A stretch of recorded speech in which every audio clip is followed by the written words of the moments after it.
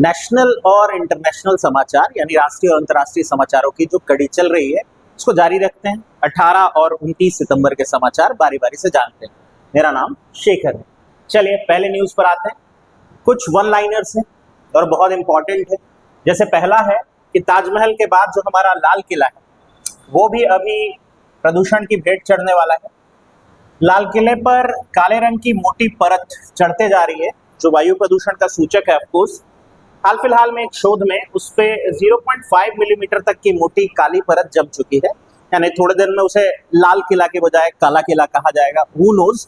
पर हाँ, ऐसा हो रहा है। ताजमहल इससे पहले पीले पड़ने के न्यूज के कारण चर्चा में रहा था। अम्लीय वर्षा उसका बड़ा कारण बताया गया था।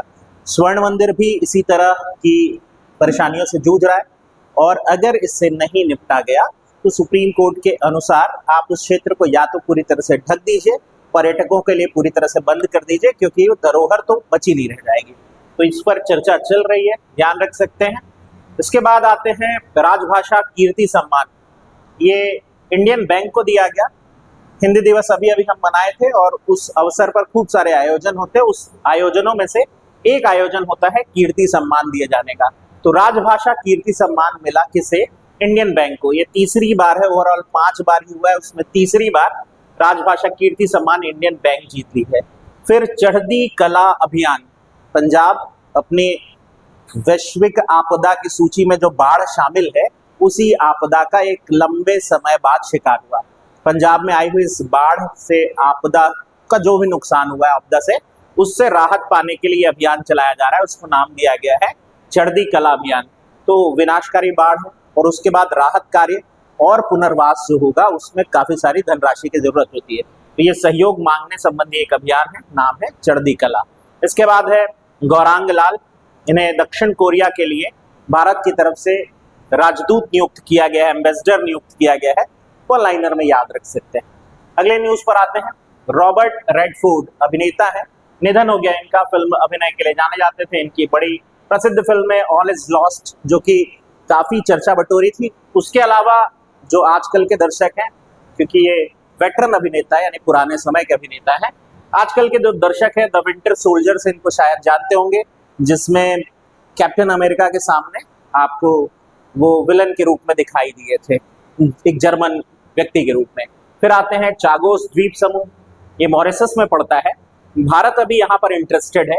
यहाँ एक जगह है जिसको हम चाहते हैं कि सैटेलाइट ट्रैकिंग केंद्र के रूप में विकसित करें। जगह का नाम है Diego Garcia. Diego Garcia already America और ब्रिटेन के लिए नौसैनिक बेस का कार्य करता ही है।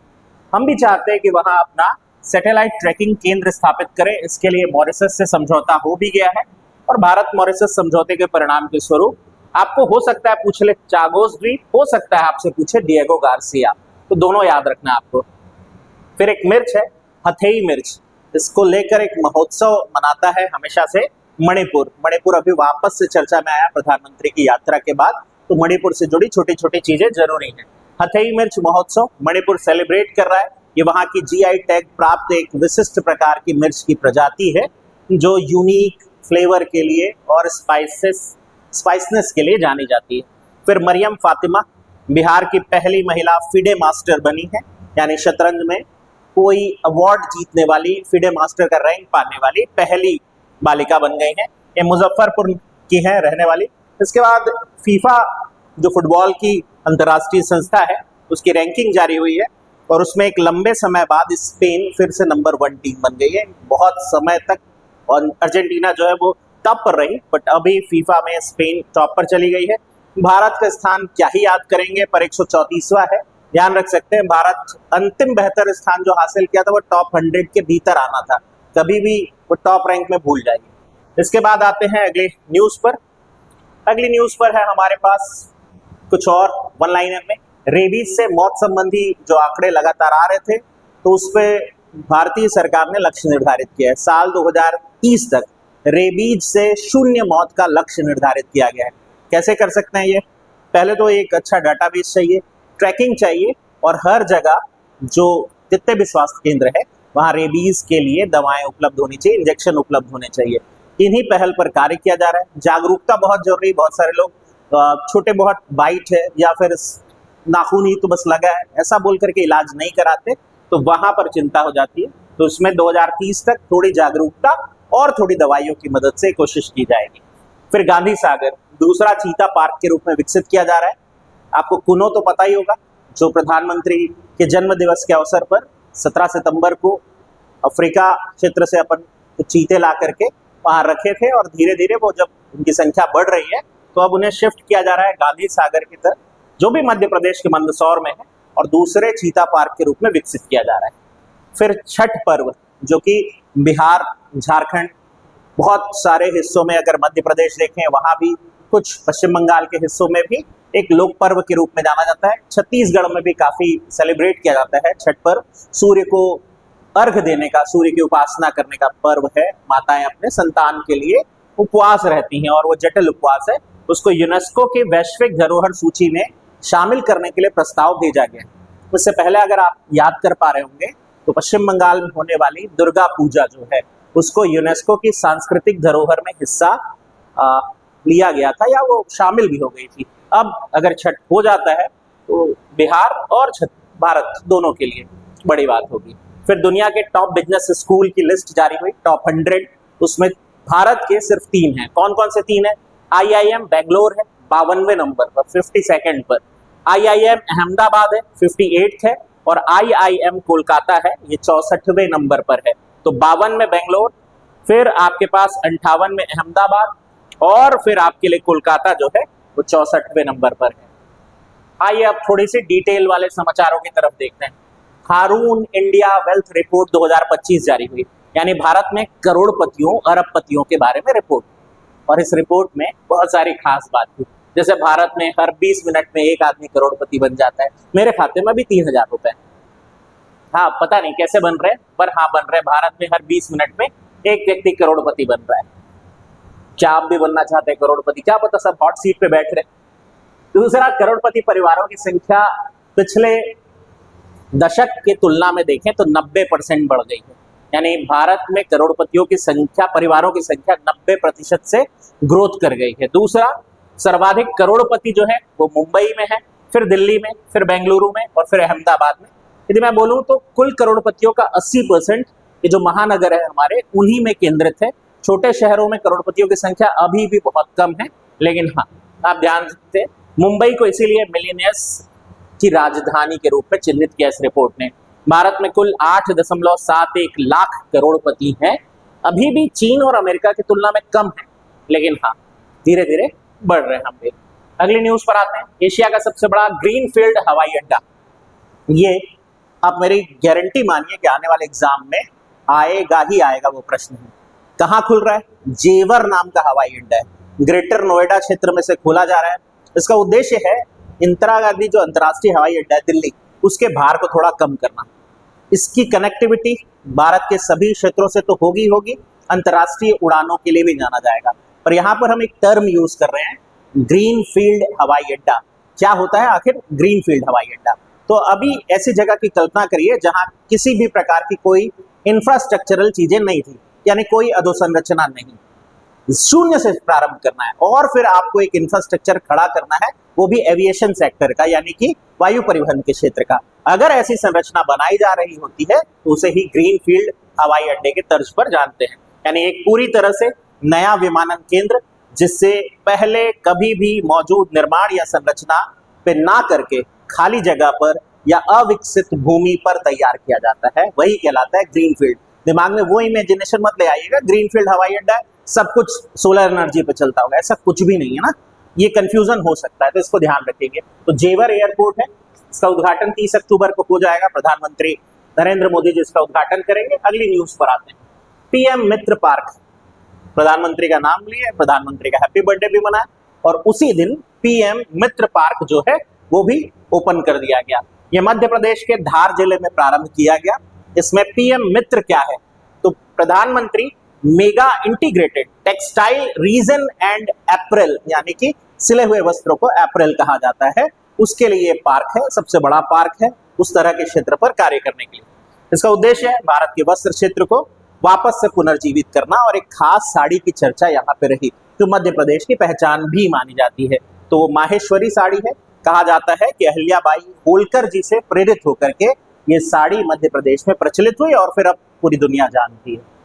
अगली न्यूज पर आते हैं। भारत की पहली भूतापीय ऊर्जा नीति, इसकी शुरुआत की घोषणा कर दी गई और भारत अब भूतापीय ऊर्जा के क्षेत्र में भी कार्य करने वाला है बड़े स्तर पर। कौन मंत्रालय जो है वो इसको चलाएगा या संचालित करेगा? तो नव और नवीकरणीय ऊर्जा मंत्रालय इसे संचालित करेगा। भारत में जितने भी जियोथर्मल एनर्जी के केंद्र हैं उन जगहों में इंफ्रास्ट्रक्चर विकास के साथ जियोथर्मल एनर्जी निकालना और उसका प्रयोग करना, ये इसका लक्ष्य है। भारत में ऐसे 10 स्थान चिन्हित किए गए हैं जहां भूतापीय ऊर्जा संभव है। क्या आप बता सकते हैं छत्तीसगढ़ में ये कहाँ है? कोशिश करिएगा, पता हो तो कमेंट में आप बताइएगा। लेकिन अब बहरहाल हम 10 जगह देखते हैं। पहला हिमालय है। हिमालय कौन सा वाला हिस्सा? तो हम बात करेंगे हिमालय के पश्चिमी वाले भाग की तरफ, उत्तराखंड, हिमाचल प्रदेश के आसपास काफी संभावनाएं हैं। लद्दाख में इसकी काफी संभावनाएं देखी गई हैं। फिर कैम्बे बेसिन, कैम्बे बेसिन आपको गुजरात में पड़ेगा। इसके बाद अरावली जो राजस्थान का हिस्सा है, महानदी बेसिन छत्तीसगढ़ से उड़ीसा वाले क्षेत्र की तरफ, गोदावरी बेसिन जो आपको ले चलेगा कहाँ? तेलंगाना और आंध्र प्रदेश की तरफ। सोहना क्षेत्र ये हरियाणा में पड़ने वाला गर्म पानी का कुंड वाला क्षेत्र है। पश्चिमी तट यानी कि महाराष्ट्र से कोंकण वाला जो क्षेत्र है वहां सोन नदी का बेसिन, अगेन मध्य प्रदेश। नर्मदा और मध्य प्रदेश से बिहार तक ना, नर्मदा ताप्ती बेसिन ये भी मध्य प्रदेश से गुजरात की तरफ। और क्रेटॉन क्षेत्र, क्रेटॉन कठोर चट्टानों का एक क्षेत्र है जो कर्नाटक में पड़ता है। ध्यान रखेंगे हमारे यहाँ लगभग 10 गीगावाट अभी भी क्षमता है जियोथर्मल एनर्जी की। याद आ गया? छत्तीसगढ़ में कहाँ है? याद करके बताइएगा। चलिए आगे बढ़ते हैं। ईवीएम पर उम्मीदवारों की अब रंगीन तस्वीर दिखाई देगी। ये जो हमारी ईवीएम है इसके इस कॉर्नर पर जो आप कैंडिडेट खड़े होते हैं उनकी ब्लैक एंड व्हाइट तस्वीर अब तक देखते आए हैं। फाइनली इस पे चेंज होने वाला है बिहार विधानसभा चुनाव से, और ईवीएम के इस कॉर्नर पर अब आप जो भी कैंडिडेट खड़ा है उसकी आप रंगीन तस्वीर देख पाएंगे। ये पहली बार हो रहा है और उसके बाद भारत में जितने भी चुनाव होंगे वहां आप उम्मीदवार की रंगीन तस्वीर ही देखेंगे। उसको दिया गया एपिक नंबर या विशेष नंबर जो है वो भी थोड़ा उभार करके बनाया जाएगा ताकि दृष्टिबाधित जो है वो उसे छू करके समझ सके कि वो निर्वाचन नंबर कौन सा है। तो ये सारे चेंजेस जो हैं वो किए जा रहे हैं। कौन से चुनाव से किए जा रहे हैं? तो बिहार विधानसभा चुनाव से। जो अभी उद्देश्य वही है, प्रत्याशी चयन को और आसान बनाना, मतदाता के लिए विजुअली देखने योग्य बनाना ताकि वो पहचान कर सके सही कैंडिडेट का। आइए इसके बाद आते हैं। भारत आईसीसी रैंकिंग में बहुत बड़ी उपलब्धि इस बार हासिल किया है। इनफैक्ट ऐसा लग रहा है कि भारत ही भारत है आईसीसी के रैंकिंग के इस लिस्ट में। आईसीसी टी20 की अगर बात करें तो rank 1 bowler Varun Chakravarthy. Overall ये पहली बार मौका मिला है उन्हें टॉप पे आने का और बहुत कम मैच खेल करके टॉप पे पहुंच गए हैं। इससे पहले भारत के जसप्रीत बुमराह और रवि बिश्नोई जो है वो टी20 नंबर 1 गेंदबाज बन चुके हैं। टी20 का नंबर 1 बल्लेबाज जो है वो अभिषेक शर्मा है, ये भी नवोदित खिलाड़ी है। टी20 के बेस्ट ऑलराउंडर अपने हार्दिक पांड्या भाई साहब। उसके बाद ओडीआई का नंबर 1 बैट्समैन जो है वो शुभमन गिल है। अगर टेस्ट क्रिकेट की बात करें तो उसमें जसप्रीत बुमराह जो है वो आपको नंबर 1 बॉलर दिखाई दे रहे हैं और टेस्ट में नंबर 1 ऑलराउंडर रविंद्र जडेजा। पूरी सूची में सिर्फ भारतीय नजर आ रहे हैं। इसके बाद आते हैं ग्लोबल इनोवेशन इंडेक्स 2025। इसके भी प्रश्न आने की बहुत संभावना है। आप मेरी तरफ से इसे सुपर मोस्ट आईएमपी मान करके याद रखिए। ग्लोबल इनोवेशन इंडेक्स में भारत लंबी छलांग लगाते हुए रैंक 38 पे पहुंच गया है। 139 देशों की सूची में हम 38वें नंबर पर आ गए। इस सूची की जब हम शुरुआती दौर की बात करें तो हम कभी 81वें नंबर पर हुआ करते थे। 10 साल में हमने 81 से 38वां तक का सफर तय कर लिया है। इनोवेशन मतलब क्या होता है? नवाचारी कदम। वो चाहे आपके इंजीनियरिंग क्षेत्र में हो, आपके व्यवसाय क्षेत्र में हो, आपके कृषि क्षेत्र में हो, लेकिन इनोवेटिव आइडियाज के साथ नए बिजनेस, नए मॉडल पेश करना और उसे एग्जीक्यूट करना, यही इनोवेशन है। तो भारत की बौद्धिक क्षमता का ये एक पैमाना कह सकते हैं। कौन जारी किया? वर्ल्ड इंटेलेक्चुअल प्रॉपर्टी ऑर्गेनाइजेशन नामक संस्था इसे जारी करती है और स्विट्जरलैंड हमेशा की तरह टॉप पर बना हुआ है। उसके बाद स्वीडन दूसरे पर और अमेरिका तीसरे स्थान पर कायम है। इसके बाद बात करते हैं अंतरिक्ष में एक हिस्से का नामकरण हमारे यहाँ की नर्मदा घाटी के नाम पर किया गया है। बड़ी बात इसलिए है क्योंकि वैश्विक संस्था नासा जो है उसने ये नामकरण किया क्यों नामकरण किया, पहले उस पे आते हैं और फिर देखेंगे कि कहाँ है वो क्षेत्र। नर्मदा घाटी वो क्षेत्र है जहां पर होमोसेपियंस, होमो इरेक्टस जो प्रजाति है मानव की, जो कि शुरुआती बुद्धिमान मानव माना जाता है, उसके सबसे प्राचीन प्रमाण मिलते हैं पूरे दुनिया में यदि देखा जाए तो। और इसीलिए उस जगह को ग्लोरीफाई करने, याद रखने के लिए अंतरिक्ष में एक क्षुद्र ग्रह है, उस क्षुद्र ग्रह जिसका नाम डोनाल्ड जोहानसन है, यानी एक एस्ट्रॉइड है, उसके एक हिस्से का नाम नर्मदा घाटी किया गया। नासा ने इसके लिए एक मिशन भेजा था, दूसरी मिशन, उसी ने एस्ट्रॉइड खोजा था और अब ये नामकरण किया जा रहा है। तो जैसे मैं बताया, नर्मदा घाटी जो है वहाँ होमो इरेक्टस प्रजाति, उसको भी आप याद रख सकते हैं। तो ये थे आपके लिए इन 2 दिनों के समाचार।